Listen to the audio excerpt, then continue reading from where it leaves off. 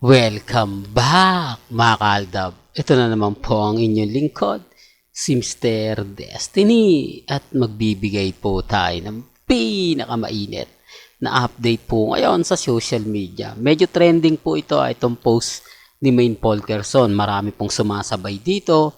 Maraming nakikisawsaw mga kaaldab. Sabi ko nga po sa inyo, pati ang EAT sumasabay na rin po. Ito yung respeto na lang po sa mga hindi po naniniwala. Respeto na lang po sa mga taong nagko-komento. Di po ba? Alam nyo naman po dito sa channel ni Mr. Destiny, 101% updated po tayo. Lalong-lalo na nga po pagdating sa social media. Sa Instagram, sa Twitter, sa Facebook at sa mga website.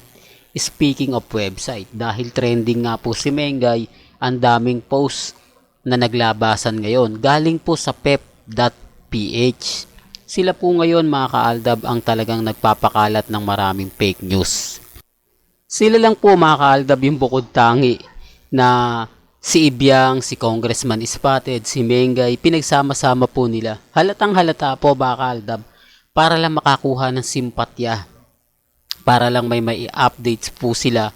Yan po yung ginagawa nila. Respeto na lang po sa mga taong kumbaga tinatamaan kasi siyempre pinagpepiestahan yan. Sabi ko nga po sa inyo, kapag galing po kay Ibiang sa PEP talaga lumalabas yan. Alam nyo naman po yung article, di po ba? Kapag Philippine Star ngayon, kay Mengay lang po yun, di po ba, sa EAT. Ganyan po sila kadesperado, di po ba? Alam naman po natin na ang PEP.ph marami talagang mga naglalabasan ng mga fake news dyan, di po ba? Kaya nga po sabi ko sa inyo na pag trending si Mengay, yun po talaga yung maglalabasan. Yun po talaga yung kumbaga, alam nyo na mga kaaldab, sabi ko nga po sa inyo, sa mga naniniwala po dun sa post ng PEP, okay lang, normal lang po yun, di po ba? Na may mga ganung bagay, pero hindi mo na kailangan pang ilabas dun hindi mo na kailangan pang sabihin o ipaliwanag. Ang dapat nga po mga kaaldab, maging trending na lang Di po ba? Mas pabor nga po kay Ibiang kung tahimik na lang po. Mas pabor po sa kanya kung hindi na po magsasalita. Di po ba? Pero halatang halata naman po kasi na may mali. Halatang halata naman po na sa mga binabalita po ni Ibiang, o sabihin na natin, hindi si Ibiang yan. Kumbaga, article lang na sinulat yan na kung saan tinanong lang si Ibiang, yun yung sinabi niya. Siyempre, hindi naman po sasabihin ng ina na hindi maganda, pangit ang ugali ni Mengay, walang kagana-ganang manugang, etc. etc. Di po ba? Hindi naman po talagang yung feedback na sasabihin. Pabor. Di po ba?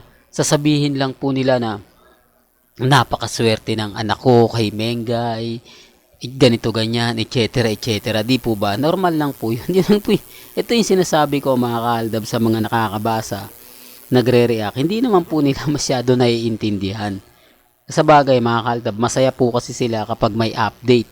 Masaya po sila kapag may mga post. Di po ba? Pero pag ganito po yung post, simple lang, si Mengay lang, walang halo, wala. Di po ba? Wala silang pakinabang. Hindi po ba? Ang tanging nakikinabang lang dito syempre ang Aldab Nation. Kasi alam naman po natin na kapag may mga ganyang update, masaya na po tayo.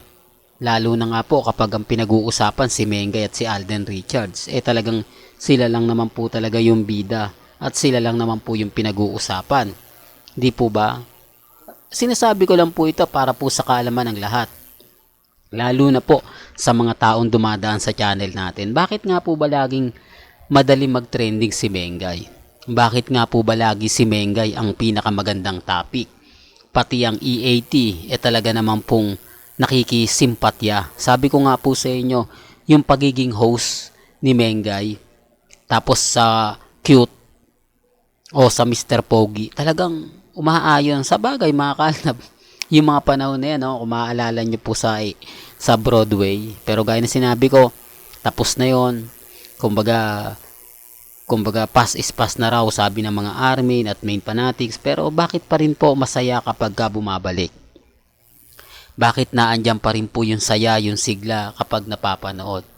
Di po ba? Sinasabi ko lang po ito para lang po sa kaalaman ng lahat. para lang po sa mga taong kumbaga matindi ang galit, di po ba? Kila Mengay at kay Alden. Ibig kong sabihin sa Aldab. Wala naman pong dapat ikakonsume ang mga army at main fanatics sa mga ina-update ko.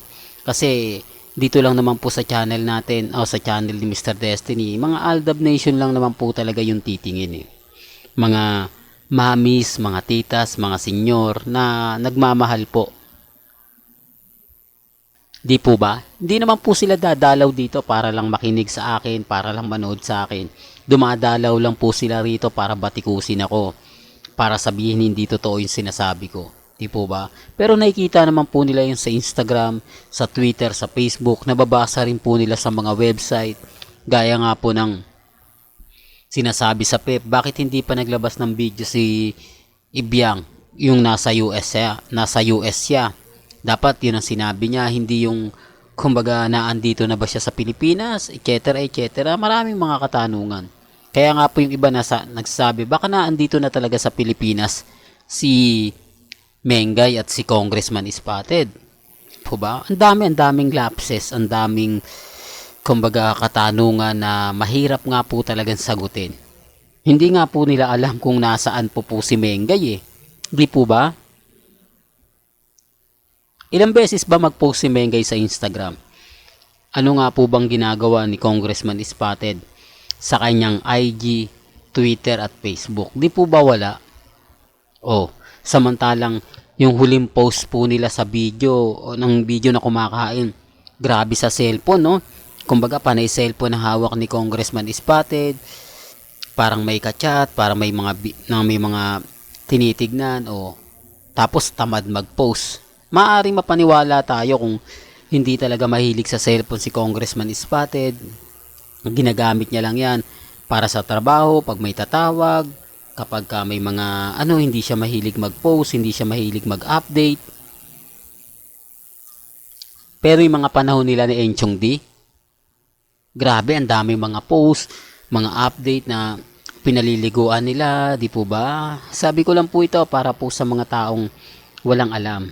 Di po ba? Pwede nyo naman pong tignan yung social media account Doon masasabi nyo na ang daming post niya na magkakasama sila ni Enchong D. Pero wala, nagbago na po Nag-iba na.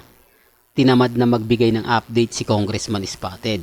Wala na rin naman pong update si Mengay na papabor sa Armin at main fanatics. Kaya nga po guilty sila sa akin Di po ba? Kasi sinasabi ko agad-agad na si Mengay walang update sa Instagram. May kumalat man, may lumabas man, fake news yun. Doon pa lang guilty sila. Bakit ko daw po sinasabing ganon, sinasabing ganyan? Si Mengay naman at si Congressman Spotted naman yung update. Ang punto ko, hindi galing sa kanilang account. Hindi po galing mismo sa social media account, sa Instagram ni Mengay at sa Instagram ni Congressman Spotted. Yun po ay private account. Di po ba? Well, hanggang dito na lang po yung updates natin Kaya kung gusto nyo pa po ng pinaka-latest at sariwang update, abay tutok lang po kayo dito sa channel ni Mr. Destiny para updated po kayo sa mga latest at sa mga bagong video po na ilalabas po natin maya-maya lang. Kaya kung bago ka lang sa channel na to at isa kang true-blooded Aldab Nation na nagmamahal po kila Mengay at Tisoy, tama po ang channel na pinuntahan mo.